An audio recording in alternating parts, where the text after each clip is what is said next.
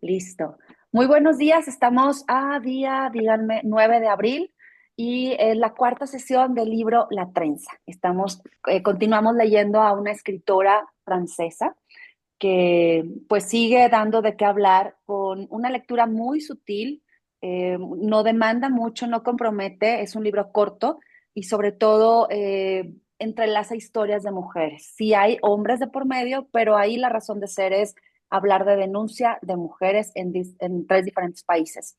Para antes de La Trenza, voy a traer otra reflexión más de Lorenzo Servitje. ¿Sí les gusta la idea de que ponga estos Sí. chispazos de ¿Cómo no? lecturas? Sí, Perfectísimo.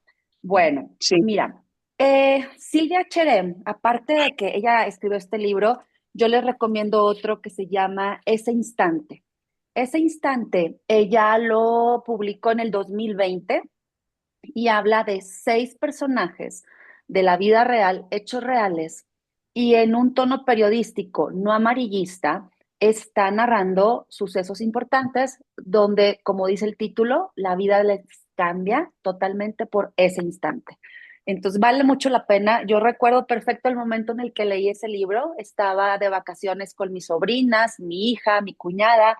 Nos tiramos ella y yo a ver a las niñas jugar y yo le dije con permiso, agarré el libro y de ahí no volvió a sacarme plática. Me quedé así, me dice, pues, ¿qué estás leyendo? Y yo, ese instante de Silvia Cherem. Y me dice, pues, ¿qué onda? Y lo acabé en ese fin de semana donde yo debía haber conversado con ella. Ella se dedicó a cuidar a las niñas y yo a agarrar mi libro y lo terminé. Son 6 relatos impactantes con mucho mensaje de que vives el aquí y el ahora y donde sí, definitivamente hasta la fractura de la portada se nota, es como una roca partida y tu vida es antes y después. Entonces puede ser un buen libro como reflexivo. Y Gracias. aquí volvemos con Silvia Cherem y las pláticas que tuvo con Don Lorenzo Servitje. La reflexión de hoy es la número 20 y también voy a leer la número 79. La 20 dice así: la palabra empeñada es un compromiso ineludible. Quien rompe con su palabra traiciona a su nombre. ¿Qué creen? Me equivoqué, no es la 20, la que quería leer es la 21. No me sonaba el título. El 21 dice: uno no debe de tener miedo de soñar imposibles. Estos son alcanzables si hay voluntad de trabajo, visión, metas precisas y bien calculadas, capacidad de asumir riesgos, fe y una dosis de buena suerte. Y el relato comienza. Para edificar la planta inicial de Bimbo, primero compraron un terreno en la calle Popocatépetl, en la Colonia del Valle. Pero pocos meses después, cuando el concepto del negocio fue tomando forma, se dieron cuenta de que en ese predio no tendría futuro, porque solo cabrían 7 camiones. Jaime Jorba, Jaime Sendra, el señor Mata y Lorenzo Servitje pensaban en una fábrica más pequeña, pero el ingeniero Velasco, un hombre ordenado y metódico, con gran visión y experiencia, dio indicaciones de los requerimientos técnicos necesarios para arrancar, y estos resultaban mucho más ambiciosos de lo que imaginaban.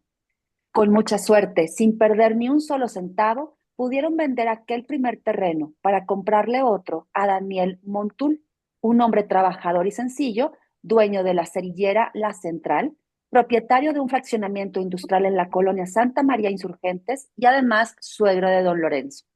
De inicio le pidieron que les vendiera 3.000 metros cuadrados, pero don Daniel le contestó a su yerno: no te vendo 3.000. Compra los 10.000 porque lo que me pides no te va a alcanzar. Resultaba imposible comprometerse a comprar la manzana completa, no tenían capital. Daniel Montul, su suegro, confiado en el sueño de esos jóvenes, les ofreció que le pagaran la deuda a plazos los 25.000 pesos. Decía don Lorenzo. Ese apoyo de don Daniel resultó invaluable. Fue casi providencial que hayamos comprado aquel enorme terreno siendo tan jóvenes, inexpertos y con escaso capital. Fue afortunado y además caímos de pie. El acierto fue tan grande que a los 7 años de haber inaugurado Bimbo en 1952 ya tenían construida la totalidad de ese predio, los 10.000 metros cuadrados. Así que el visionario del suegro, el visionario del otro señor metódico Velasco, con una buena planeación, resulta que no te vayas a lo menos, vete a lo más, sueña en grande, ¿no? Por eso se me hacía lindísima la reflexión, soñar en grande. El no ya lo tenemos, así que vamos a luchar por el sí. Y la reflexión número 79, aquí está lindísima porque ya se supone que el negocio va prosperando. Dimos un brinco de la 21 a la 79.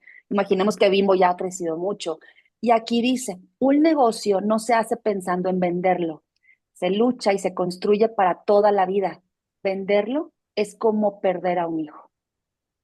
Más de una vez intentaron comprarles Bimbo y siempre se negaron. La primera vez fue en 1950. Unos tejanos ofrecieron una tentadora oferta, pero don Lorenzo no aceptó. Ni siquiera les dio el espacio para conversar. Les dije claramente que Bimbo no se vende, sostuvo. En aquel entonces, los fundadores de Bimbo tenían poco más de 30 años. Su negocio tenía enormes posibilidades de crecer, tenían un oficio y un futuro prometedor. A ningún precio vendíamos. Era como cortarnos un brazo o como perder un hijo. Años después, cuando Roberto Servitje, hermano de don Lorenzo, fue director del grupo, impulsó una política de expansión en América. Vivía convencido de que para evitar la competencia, para no perder oportunidades de crecimiento, para que otros no intentaran engullirlos o minimizarlos, había que atreverse a invertir fuera de México. Yo no tuve esa visión, confesaba don Lorenzo. Con cierto temor a lo desconocido, acepté la decisión de mi hermano Roberto de entrar a otros países. Él tuvo razón.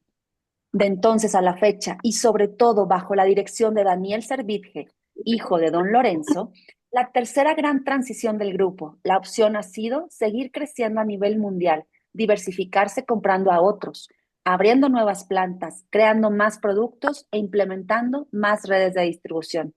Dedicarnos a lo que sabemos hacer, con el mismo sistema, más territorio, más mercado y más en la rama del pan, en la de los pasteles que traíamos en la sangre y en nuevos productos, es lo que nos ha añadido valor a nuestra marca, dijo don Lorenzo.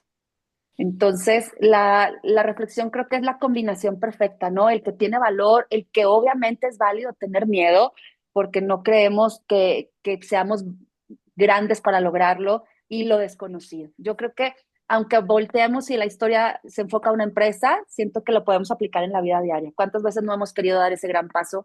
¿Cuántas veces no nos han invitado a ese negocio o a esa propuesta de trabajo y temblamos de miedo?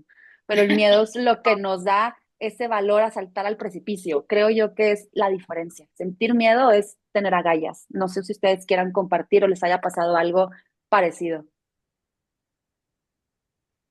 Yo creo que eso es muy típico. El mexicano sí, pero como que nosotros los mexicanos nos vamos como midiendo, como dicen, el agua, los camotes, vamos ahí sintiendo, invierto, no invierto, es como un juego de ajedrez, ¿no?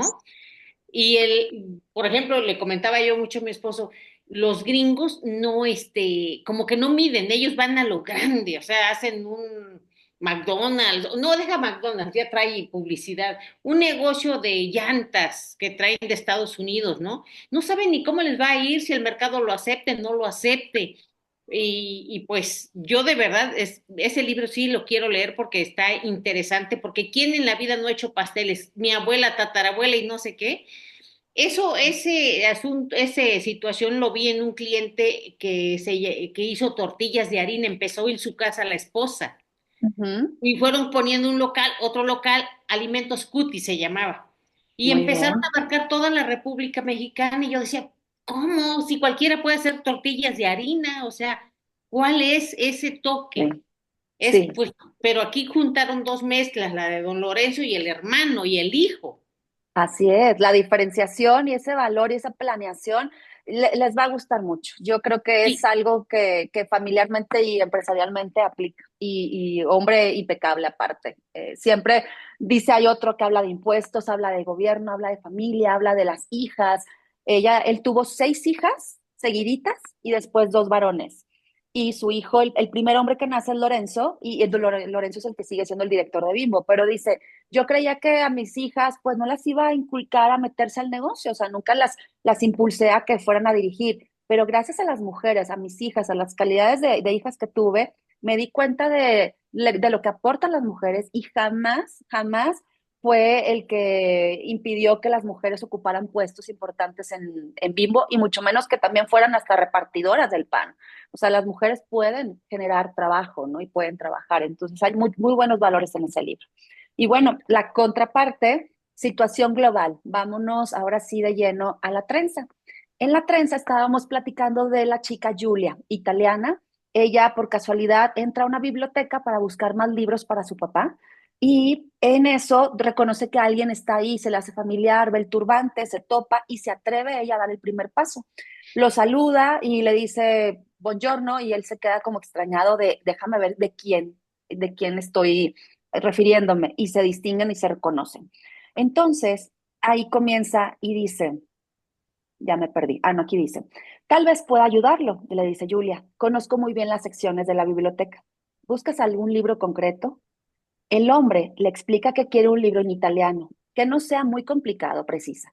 Aunque habla con fluidez, el italiano escrito sigue costándole. Le gustaría mejorar. Julia asiente. Se lo lleva a los estantes de literatura italiana, duda un momento. Los autores contemporáneos le parecen difíciles. Acabó aconsejándole una novela del autor Salgari que leía de niña. El desconocido tomó la novela y le dio las gracias. Cualquier hombre de allí trataría de retenerla, entablar una conversación, aprovecharía tal vez la intención para poder seducirla. Él no. Se limita a despedirse y se va. Al verlo abandonar la biblioteca con el libro que acaba de tomar, a Julia se le encoge el corazón, se enfada consigo misma por no atreverse a alcanzarlo. Allí esas cosas no se hacen. No echas a correr detrás de un hombre al que acabas de conocer. Por supuesto, ella ha tenido amigos, amoríos, algunas aventuras. Ha habido besos, caricias. Julia se ha dejado querer, pero se ha contentado con responder al interés que mostraban por ella. Nunca se ha esforzado en gustar.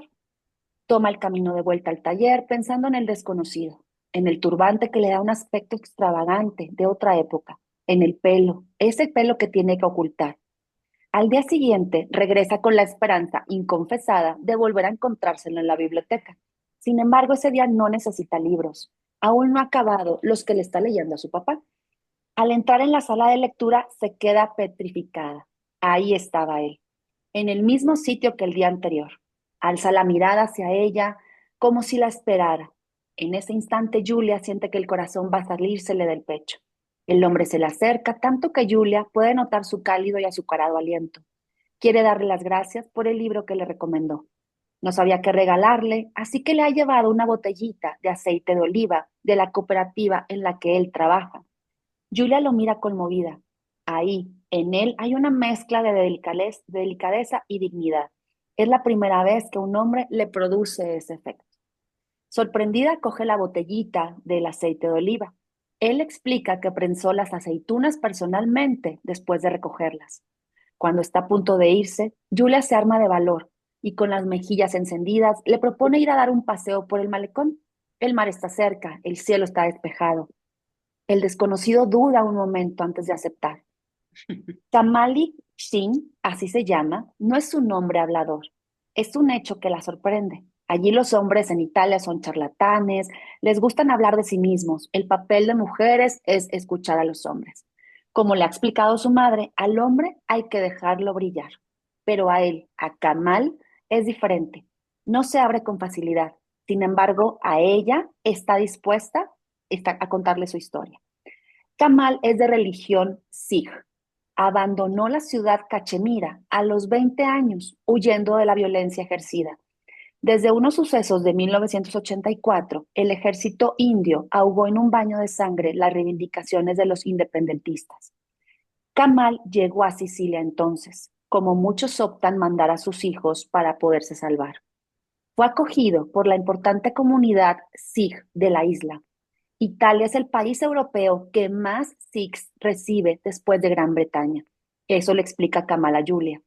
Empezó a trabajar a través del caporalato, una práctica que proporciona mano de obra barata a los empresarios.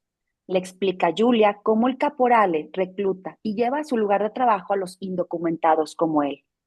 Para cubrir los gastos de desplazamiento, la botella de agua y el mísero pan que les dan se queda con un porcentaje del salario, a veces hasta la mitad. Kamal recuerda haber trabajado por 1 o 2 euros la hora. Ha recogido todo lo que la tierra produce. limones, aceitunas, tomates, naranjas, alcachofas, almendras. Las condiciones de trabajo no son negociables. Lo que ofrece el caporale, lo tomas o lo dejas. Al final vio recompensada su paciencia. Después de 3 años pasados siendo ilegal, obtuvo un estatus de refugiado y un permiso de residencia permanente en Italia. Encontró un empleo nocturno en una cooperativa y ese trabajo es algo que le gusta. Le explica a Julia cómo peina las ramas de los olivos y con una especie de rastrillo recoge la fruta sin estropearla. Pero aunque la administración ha regularizado su situación, el país de Italia no lo ha aceptado. La sociedad siciliana mira a los inmigrantes con recelo. Los dos mundos conviven sin hablarse. Kamal confiesa que añora su tierra en India. Cuando habla de ella, la tristeza lo envuelve como un gran manto que flotara a su alrededor. Ese día Julia vuelve al taller, horas de retraso, con 2 horas de retraso. Para tranquilizar a la nona del taller, que empezaba a preocuparse, le dice que se ha pinchado una rueda en su bicicleta. No es verdad. A la bicicleta no le ha pasado nada. Es su alma la que está a punto de zozobrar. Así que Julia está conociendo a un inmigrante y ligeramente se deja ver la línea, que también es otro tema posiblemente ligero, pero de discusión, la gente inmigrante. Es un tema de hoy en día. O sea, la gente está cambiando de país, busca mejores oportunidades, busca sistemas de salud, busca seguridad y evita la violencia. Entonces, Kamal es este chico que representa ese tema importante que no va nada más del 2017 cuando se escribe la obra, es un tema actual. Y continuamos y nos vamos otra vez a Montreal. En Montreal nos topamos con Sara. Ujú. Sara comienza de esta manera. Han soltado la bomba. Acaba de explotar en la consulta de ese médico un poco torpe que no sabe cómo darle la noticia. Y eso que tiene experiencia, años de ejercicio a sus espaldas, pero nada, no se acostumbra al doctor. Tal vez sienta demasiada compasión por sus pacientes, todas ellas mujeres jóvenes o no tan jóvenes que ven derrumbarse su vida en unos minutos ante la mención de la temida palabra. Les dice que tienen BRCA2. Sara lo sabrá después. Es el nombre del gen mutante, la maldición de las mujeres. Como si no hubieran tenido bastante, piensa ella. Sufrieron ya. ¿Por qué ella? ¿Por qué otra vez? Lo verá escrito con todas las letras en un artículo médico. Las mujeres judías askenazíes tienen una posibilidad entre 40 de desarrollar un cáncer de mama frente a la posibilidad de una entre 500 de la población femenina en general. Es un hecho científicamente probado. Y Sara es una de estas mujeres judías. Hay factores agravantes, un caso de cáncer entre los ascendientes, directos o un embarazo de gemelos. Y todas las señales estaban allí. Sara tenía gemelos y su madre había sufrido cáncer de mama. Frente a ella está el médico, con las cejas negras y enmarañadas. Sara no puede apartar los ojos. Es extraño, ese hombre al que no conoce está hablándole del tumor de la mamografía, del tamaño de una mandarina, precisa. Pero Sara no consigue concentrarse en lo que le sigue diciendo. Tiene la sensación de no percibir más que eso. Esas cejas oscuras del doctor, parecidas a un territorio poblado de animales salvajes. También le salen pelos de las orejas. Meses después, cuando vuelva a pensar en ese día, ese será el primer recuerdo que tenga, las cejas del médico que le comunicó que tenía cáncer. Por supuesto, no dijo la palabra cáncer. Es una palabra que nadie pronuncia.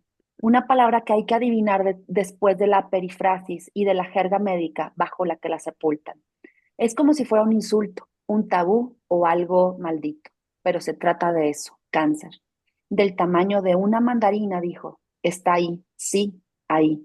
Sin embargo, Sara ha hecho todo lo posible por retrasar esa fecha límite, no reconocerse el dolor lancinante y la fatiga extrema que tiene. Perdón. Ha ahuyentado la idea cada vez que se presentaba y que ha podido formularla. Una mandarina es enorme y a la vez ridícula, piensa Sara. No puede evitarse decir que la enfermedad la ha atacado a traición, cuando menos se lo esperaba. El tumor es maligno, solapado, ha actuado con sigilo en la sombra y ha preparado su golpe contra Sara. Sara escucha al médico, ve moverse sus labios, pero sus palabras parecen no tocarla, como si las percibiera como si las percibiera a través de una capa de guata, como si en el fondo no le concernieran. Por alguien cercano, estaría preocupada, asustada, hundida. Extrañamente, por sí misma, está como si nada le pasara. Escucha al médico sin creerse lo que le dice, como si le hablara de otra persona, de alguien que le fuera del todo indiferente. Al final de la conversación, el hombre le pregunta si tiene alguna duda. Sara niega con la cabeza y sonríe, con una sonrisa que conoce bien, que usa cada dos por tres, una sonrisa que quiere decir, no se preocupe, todo se arreglará. Por supuesto, es un engaño, una máscara de nuevo detrás de la amontonada pena, la duda y la angustia. No le pregunta al doctor sus posibilidades de vida. Se niega a reducir su futuro a una estadística. Algunos lo quieren saber, Sara no. No dejará que las cifras se metan dentro de ella, de su conciencia, de su imaginario. Serían capaces de proliferar, como el tumor mismo, de minarle la moral, la confianza y la curación, y ella no lo quiere. En el taxi que la lleva de vuelta a su bufete de abogados, hace un balance de la situación. Ella es una luchadora, va a pelear, lo sabe. Sarah Cohen tratará ese asunto como ha tratado todos los demás. Ella que no pierde un juicio nunca, o casi nunca, no va a dejarse impresionar por una mandarina, por una maligna mandarina. En el caso Sarah Cohen contra el cáncer, porque ese va a ser su nombre en clave, la letra M a partir de ahora, habrá ataques, contraataques y casi seguro golpes bajos. La parte contraria no se dará por vencida con facilidad, Sara lo sabe. La mandarina es traicionera, probablemente el adversario más retorcido al que ha tenido que enfrentarse. Será un proceso largo, una guerra de nervios, una sucesión de momentos de esperanza, de duda y otros en los que quizá se crea vencida. Habrá que aguantar cueste lo que cueste. Esa clase de combates se ganan resistiendo y ella lo sabe. Esboza a grandes rasgos su estrategia de ataque contra esta enfermedad. Primero, no le dirá nada a nadie. En el buffet nadie lo va a saber. La noticia caería como una bomba entre el equipo y lo que es peor, entre sus clientes. Podría ponerlos nerviosos innecesariamente. Y Sara es una de las bases de ese buffet, uno de los pilares del buffet y tiene que mantenerse firme. Además, no quiere la compasión de los demás. Está enferma, sí, pero eso no es un motivo para que su vida cambie. Tendrá que organizarse muy bien para no despertar sospechas. Inventará códigos secretos en su agenda para sus sesiones en el hospital. Ideará motivos para justificar sus ausencias. Tendrá que mostrarse imaginativa, metódica, astuta, como la protagonista de una novela de espionaje. Cuando Sara llega al buffet, retoma sus actividades. Disimuladamente, espía la reacción de sus compañeros, sus miradas, su tono de voz. Comprueba con alivio que nadie ha notado nada. No, no lleva la palabra cáncer escrita en el frente. Nadie ve que está enferma. Por dentro está hecha polvo, pero eso nadie lo sabrá. Aquí quedamos con Sara. Ya está el diagnóstico hecho. Yo creo que es la noticia de agua fría que te llega cuando no te lo esperas. Ya tenía un antecedente, su madre había padecido ese mismo cáncer. Además, como gesticulaban o relacionaban ese gen con la ascendencia de ella de una raza judía. Y así va hilándose la novela con el tema de una enfermedad que no, al parecer, no la va a detener. Vamos a ver cómo van las fuerzas tomando el ritmo en Esmita. Esmita sigue en la ciudad de Badlapur. En Badlapur, Esmita comienza con esto. La idea se le ha impuesto como un mandato divino. Tiene que irse del pueblo. Esmita lo sabe.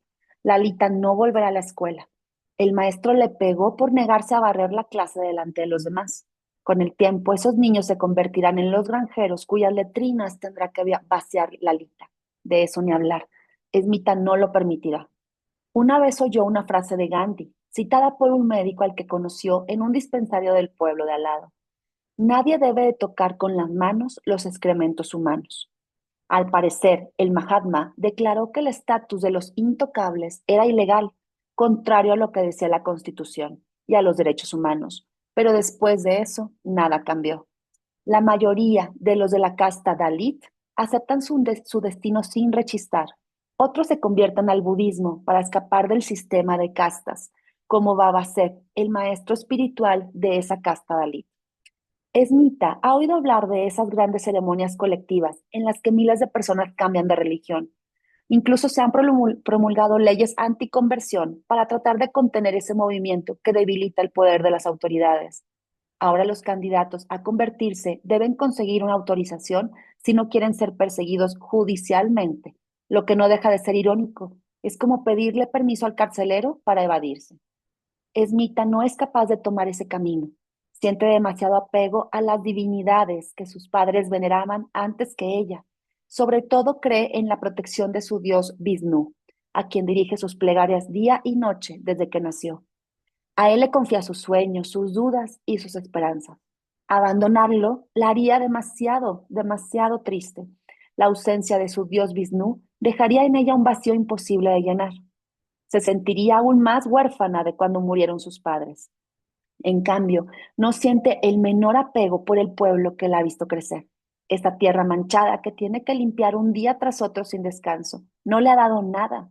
No le ha ofrecido más que las ratas famélicas que su esposo Nagarayán lleva por la noche como un triste trofeo. Irse, huir de allí.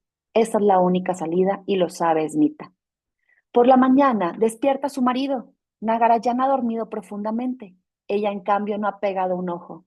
Envidia su sueño tranquilo. Durante la noche es un lago cuya superficie no perturba ningún remolino. La oscuridad no libra de sus tormentos, al contrario, los amplifica y le da un terrible eco a Esmita. En la negrura todo parece dramático e irremediable. A menudo le reza a aquel torbellino de imágenes que no la dejan en paz y se pasa la noche entera con los ojos abiertos como platos. Los hombres no son iguales ante el sueño, piensa. Ellos no son iguales ante nada. El esposo Nagarayán se despierta entre gruñidos y Esmita lo saca de la cama. Ha estado pensando. Hay que irse del pueblo. No pueden esperar nada de esa vida, una vida que se los ha quitado todo. Y para su hija Lalita no es demasiado tarde.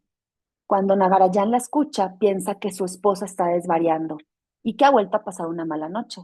Esmita le insiste. Tienen que irse de la ciudad.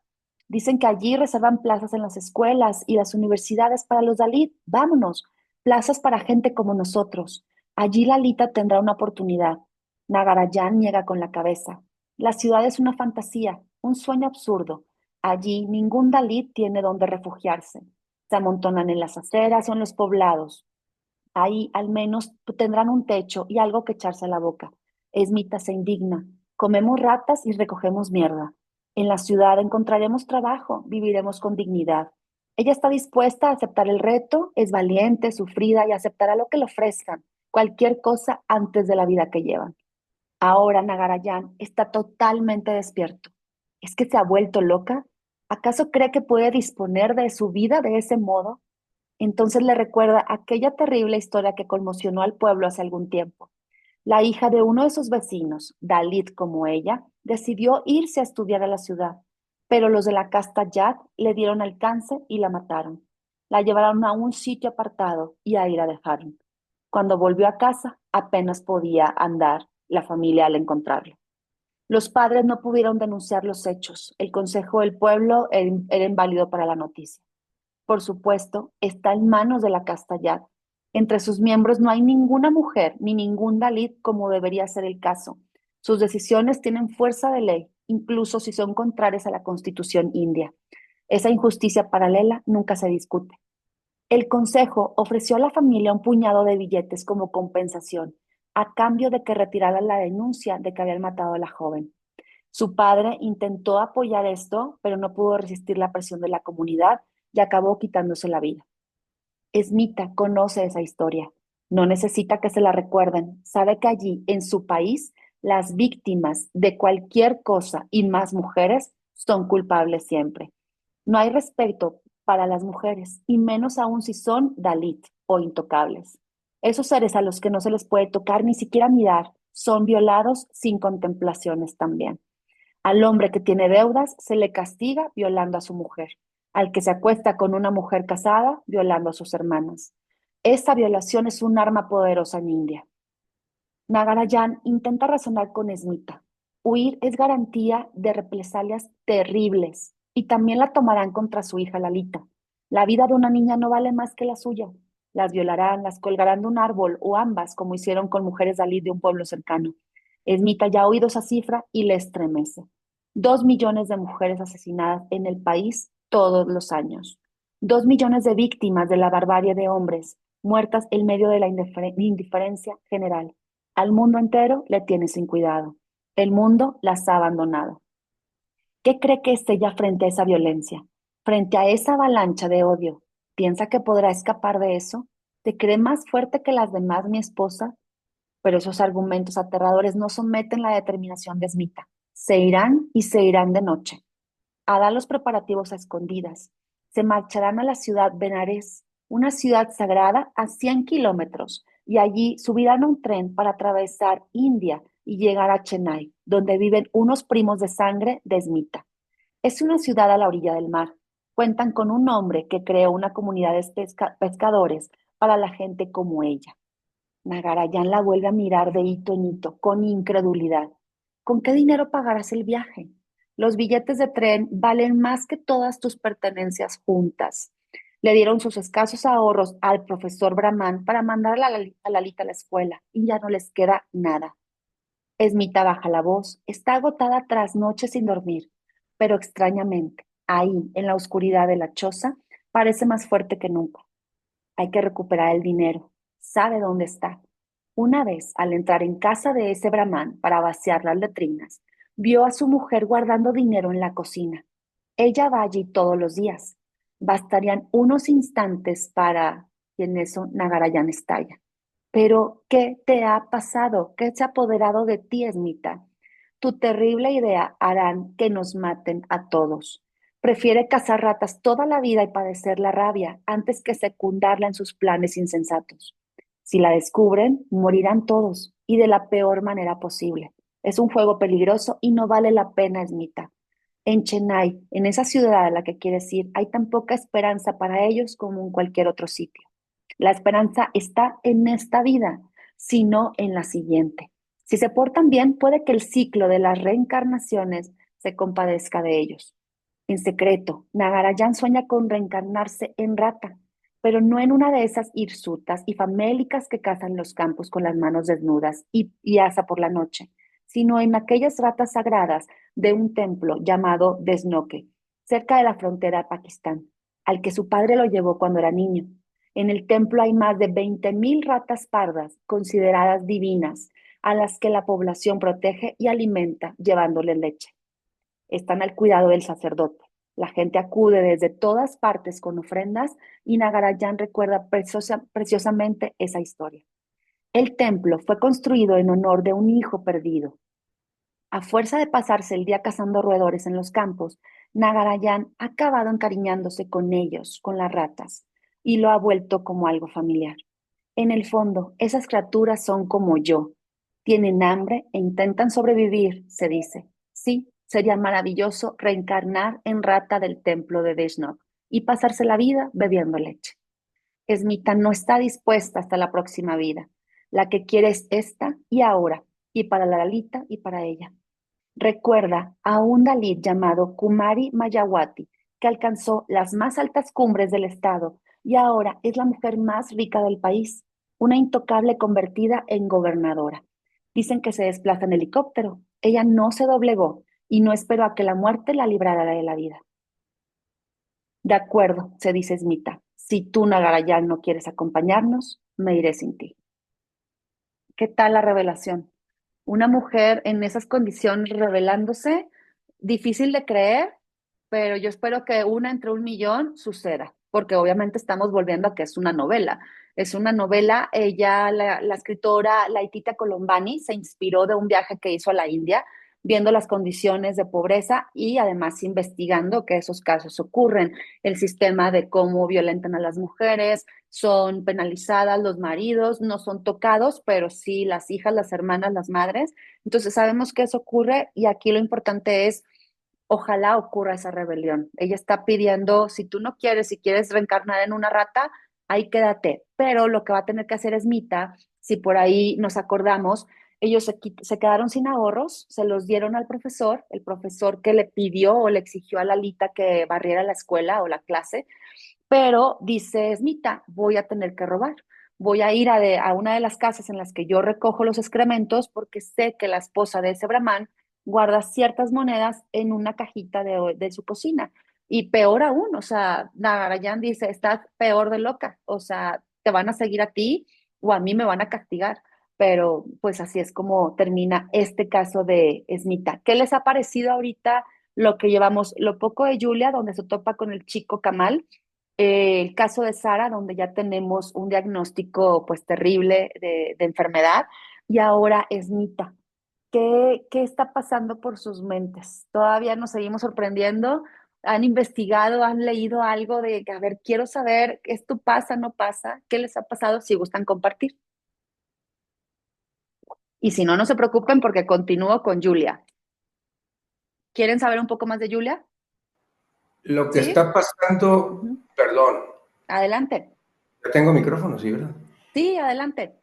Lo que está pasando, lo que estás hablando de la India, pues sí, es un hecho que existe. En la India hay una riqueza impresionante y una pobreza peor todavía. El 2% de la población es inmensamente rica, pero eso lo vemos en muchos países. China, el 10% de la población es de las gentes más ricas del mundo y el 40% es de los más pobres del mundo. O sea, está pasando en muchas otras partes del mundo, ¿no? En el caso de los migrantes, pues tú vas a Europa y está lleno de marroquíes y de gente de la India en unas condiciones paupérrimas Sí, y son perseguidos aún que los dejan entrar, pues ya dentro son perseguidos hasta por la misma policía. O sea, claro, las totalmente. injusticias existen en todo el mundo, ¿no? Y empezando por nuestro país. Sí. Sí, son pinceladas, la marginación, pues imagínense India, si no me equivoco, es el segundo país más poblado del mundo. Si ya somos 8.000 millones de personas en el mundo y la India es el segundo más poblado con estas características, pues sí da un poco de temor, el temor de vivir ahí, de ser una mujer ahí, ¿verdad? Te toca ser mujer ahí. Yo creo que desde el aspecto de educación estás privada de educación y de igualdad y de derechos, ¿no? Entonces, todavía más cruel el tipo de violencia que por ahí nos están narrando. Pues vamos a continuar y tenemos unos cuantos minutos, muy seguramente nos quedamos a la mitad igual de Julia, y con Julia tenemos la siguiente historia. Dice, volvemos y comienza recordando a Kamal. Julia. Ahora Kamal y Julia se ven todos los días. Se han acostumbrado a encontrarse en la biblioteca a la hora de comer. Luego suelen ir a pasear a la orilla del mar. A Julia le intriga ese hombre que no se parece en nada a los que conoce, los sicilianos. No tiene ni su aspecto ni sus modales, y quizás sea eso lo que le gusta. Los hombres de su familia son autoritarios, charlatanes, irascibles y tercos. Kamal es todo lo contrario. Nunca está segura de que lo vaya a encontrar allí. A mediodía, al entrar en la sala de lectura, lo busca con una mirada. Unos días está, otros no. Y esa deliciosa incertidumbre no hace más que aumentar la curiosidad en ella. Siente un hormigueo en el estómago que la despierta por la noche, una sensación nueva y deliciosa.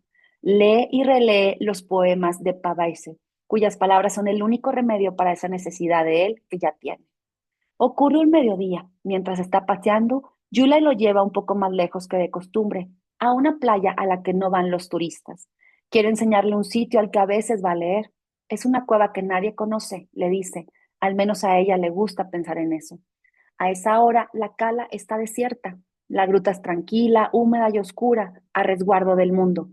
Sin decir palabra, Yula se encuentra con él, y Kamal se queda inmóvil, paralizado, por atenderle su mano. Muy despacio, Kamal desenrolla su turbante y se quita una especie de peineta con la que mantiene sujetos sus cabellos. Se despliegan como una madeja de lana hasta su cintura. Julia empieza a temblar. Nunca ha visto un hombre con el pelo tan largo. Allí son las mujeres quien lo llevan así, pero Kamal no tiene nada de femenino. A Julia le parece increíblemente viril con esa cabellera negra como el azabache. Él la besa con delicadeza y se siguen besando hasta atreverse a tocarla. Julia nunca ha conocido nada así. Kamal la mira con los ojos cerrados y las noches ahí han encallecido en las manos, en cuerpos suaves, con gran pincel y esmero hasta que se estremecen juntos. Permanecen abrazados largo rato. En el taller, mientras tanto, las mujeres se burlan de los hombres que se duermen en cualquier momento. Están hablando de hombres Pero Julia piensa que Kamal no es de esos. La mantiene apretada contra él, como un tesoro del que no quiere separarse. Julia podría quedarse horas así, con el cuerpo ardiendo contra el de Kamal y su piel blanca contra la suave y oscura piel del otro. Empiezan a verse allí cada vez más seguido. Como Kamal trabaja de noche en la cooperativa y Julia de día en el taller, se encuentran a la hora de comer. Cada mediodía, sus caricias y los besos los entierran. A ellos las horas les pertenecen, las usan y abusan de ellas y se cuentan los lunares. Hacen inventario de sus cicatrices y el amor ahí empieza a forgar.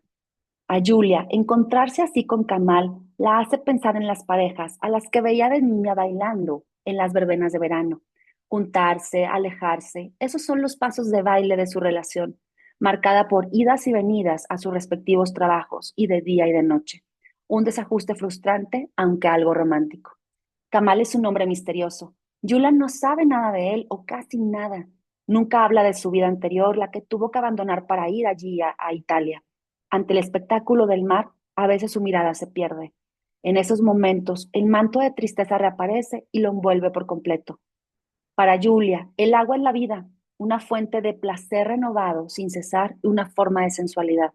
Le gusta nadar, sentir el agua resbalando por su cuerpo. Y un día intenta arrastrar a Kamal al mar, pero él se niega a bañarse. El mar es un cementerio, le dice, y Julia no se atreve a preguntarle, no sabe nada sobre lo que ha vivido, sobre lo que el agua le ha robado. Quizá un día se lo cuente Kamal o quizá no. Cuando están juntos no hablan del pasado ni del porvenir. Julia no espera nada de él, aparte de esas horas robadas en la tarde. Lo único que le importa es el momento presente, en el momento en el que se entrelazan para no ser más que uno. Aunque nunca habla de sí mismo, a Kamal le gusta recordar su país. Julia se pasaría horas enteras escuchándolo. Es como un libro abierto a unos parajes que le son deliciosamente desconocidos. Cierra los ojos y tiene la sensación de subir a un barco en el que en la que ella es la única pasajera. Kamal habla de las montañas de Cachemira, de las orillas del río Yemul, del lago Dal y de los hoteles flotantes, del color rojo de los árboles en otoño, de los exuberantes jardines y de los tulipanes que se extienden al pie del Himalaya hasta donde alcanza la vista. Julia le pregunta, ¿quieres saber más? Cuéntame, le dice, cuéntame más. Kamal le habla de su religión, de sus creencias, del código de conducta de su religión Sikh y le prohíben además cortarse el pelo y la barba, además de prohibir beber, fumar, comer carne o practicar juegos de azar.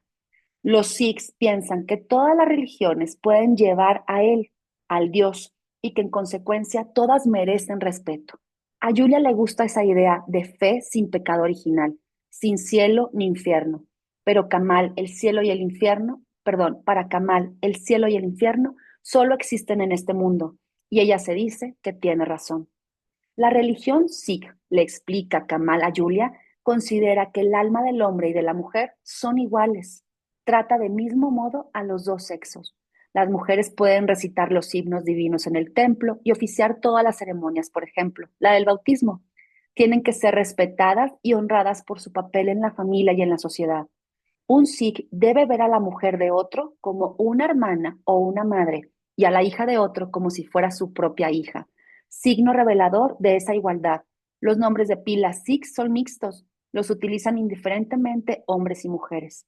A Julia le gusta que le llame Kamal princesa. Cada vez le cuesta más separarse de él para volver al taller. Sería maravilloso pasar días enteros a su lado, se dice, días y también noches. Le parece que podría quedarse allí toda la vida. Sin embargo, sabe que no debería estar allí. Kamal no tiene el mismo color de piel ni el mismo Dios que su familia, Lanfredi. Julia se imagina lo que va a decir su madre. Un hombre de piel oscura, que ni siquiera es cristiano, se sentiría humillada y sería la noticia del barrio. Así que Julia ama a Kamal en secreto. Su amor es clandestino, es un amor sin papeles. Después de la pausa de la comida, Julia vuelve al taller cada vez más tarde. La nona empieza a sospechar y ha advertido esa sonrisa en la cara de Julia, ese brillo nuevo en sus ojos. Se supone que va todos los días a la biblioteca, pero vuelve sin aliento. Una tarde a la nona incluso le parece ver arena en su pelo, bajo el pañuelo, y las trabajadoras empiezan a murmurar. ¿Tendrá novio? ¿Quién será? Un chico del barrio será más joven, mayor que ella. Julia las desmiente con una insistencia que es casi confesión. Pobre Gino, suspira Alda, se le partirá el corazón. Allí en el trabajo, todas saben que Gino Battagliola, el dueño de la peluquería del barrio, está loco por Julia. Hace años que la corteja. Todas las semanas va al taller a vender el pelo que corta. A veces pasa sin motivo, solo para saludarla. Allí todas hacen bromas sobre eso. Se burlan de los regalos que le lleva en vano. Julia no cede, pero Gino no pierde la esperanza y vuelve una y otra vez con los brazos cargados de higos y de regalos que las trabajadoras se comen con apetito. Todas las tardes, después de cerrar, Julia acude a la cabecera de su padre en el hospital para seguir leyéndole libros. A veces se culpa por sentirse tan viva en medio de aquella tragedia. Su cuerpo es feliz, se estremece, goza como nunca. Julia necesita agarrarse de eso para seguir adelante, para no ceder al dolor y al abatimiento. Aquí me voy a quedar con el tema de Julia. Vamos a terminar en esta parte donde pues Julia está en el placer, joven, 20 años, alguien que la saca del bullicio y del problema que trae en su mente, un tema de salud, su padre con un accidente postrado en la cama en coma. Yo creo que a esa edad es muy fácil enamorarse, es fácil sentir que lo opuesto es lo que atrae. Ella dice que los hombres italianos pues simplemente son obviamente muy caballerosos, charlatanes, yo creo que quiso decir parlanchines, que hablan mucho en lugar de charlatanes, porque charlatanes tiene otro contexto en México, entonces parlanchines, que a lo mejor con su buena labia conquistan y van directo con la mujer como si fuera un trofeo, ¿no? Pero aquí que entre Kamal y Julia se está dando otra situación, se está dando una complicidad de apoyarse, uno por su situación de religión y de soledad, y de ser un inmigrante con papeles de refugiado y ella con una situación que todavía no llega a la situación real en Julia, pero se está sintiendo acompañada, ¿no? Y ese secreto que yo creo que también da como adrenalina, lo secreto, lo prohibido, pero que se ve puro, con amor, pues la hace sentir, como ya dije antes, viva. ¿Quiere alguien comentar algo para terminar esta charla del capítulo de Julia, Sara o de Smita? ¿Cómo va pintando el libro para ustedes? ¿Es algo que al oído les está cayendo, les está gustando? ¿Han leído historias donde se van entrelazando? ¿O cómo sienten, o mejor dicho, cómo piensan que la vida de Sara, de Julia y de Smita se va a unir? ¿Alguien siente algo? ¿Presiente algo? ¿Se ve venir algo? ¿O de plano está todavía muy lejos la historia? Me está gustando la lectura, pero no me imagino cómo se vayan a entrelazar. Va. Ok, gracias, Gilberto. Estamos en el 45% del libro. Nos queda 1 hora 40 minutos para terminarlo. Aquí todavía no se nota la línea y nos vamos a llevar lindas sorpresas. Yo quisiera preguntarles, la siguiente semana, yo aunque no estoy en la Ciudad de México, puedo cargar mi computadora, puedo hacer la lectura. Me gustaría preguntar, y como quiera se los pregunto individual, ¿quieren que hagamos el receso por ser Semana Santa y reanudamos en la semana de Pascua? ¿O van a estar realmente libres para que sí puedan conectarse? ¿Cómo sienten que van a estar el próximo martes y miércoles, que me refiero a martes 15 y miércoles 16 de abril? ¿Cómo lo sienten? Yo no creo que tenga problema y me adapto al grupo. ¿Ok? ¿Cómo sientes, Marta, Carmen? Ahorita yo también le hago la Yo pregunta a igual, Maya y Ángel. yo igual me adapto a Muy bien, Yo perfecto, también me Carmen. adapto, todos, o sea, no hay bien problema, a como la día, dices. se pueda. Va, yo creo entonces me llevo computadora, estando ya en donde voy a estar, pues nada más busco un buen lugar con buen internet y continuamos para que no se nos trunque la historia, va a estar más sencilla, me llevo también dosis de otros libros que les puedo leer en buenos comentarios, ahí tengo cosas lindas y sobre eso seguimos topándonos, si les parece bien, próximo Me pa- martes 15 de abril, nos saludamos, ¿les parece?